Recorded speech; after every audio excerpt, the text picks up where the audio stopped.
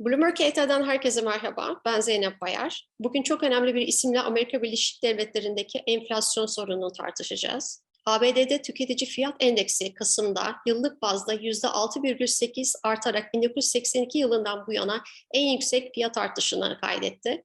Konu hakkındaki sorularımızı Jane Family Enstitüsü kıdemli üyesi ve eski ABD Merkez Bankası ekonomisti Claudia Sahm'e yönlendireceğiz. Hi Ms. Sahm, thank you so much for joining us. Great, I'm happy to be here. In the United States, the cost of rent, food, and gasoline continues to climb. How does inflation affect households' daily essential spending?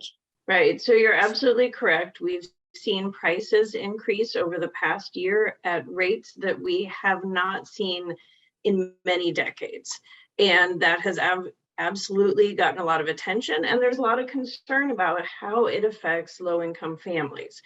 It is true that lower, even working class, lower middle class families, a lot of their budget goes to these necessities: food, rent, transportation, buying gasoline, those kind of things. And so when those prices increase, and they have, then that puts a squeeze on their budgets, what else they can buy.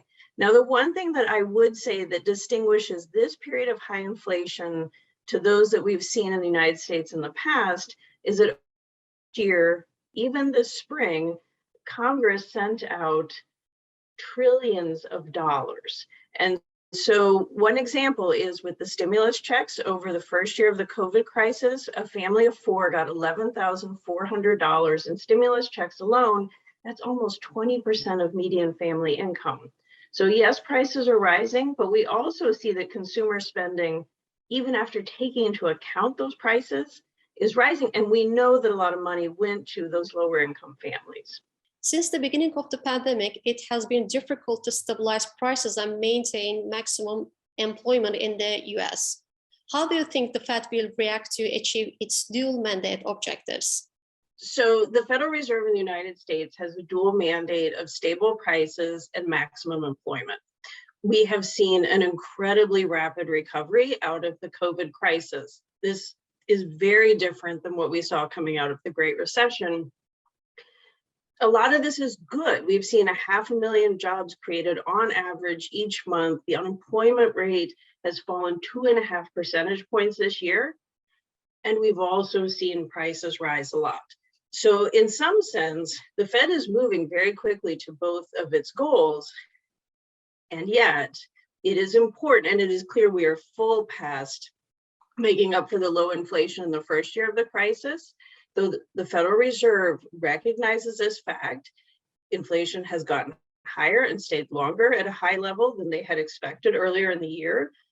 And so they are moving to more quickly remove their extra support to the recovery. The recovery is well on its way, and the Federal Reserve is committed to staying in control, right? Inflation cannot spiral out and stay this high, because even if families got relief earlier this year, if prices stay high, that will run out, right? And so it's important, and yet the Federal Reserve cannot control entirely what we are seeing, because many of the price increases we can trace back to disruptions that were caused by COVID.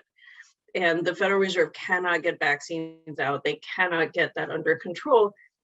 But if push comes to shove, they will step in and take some of the wind out of the sails of the recovery in terms of slowing down overall demand.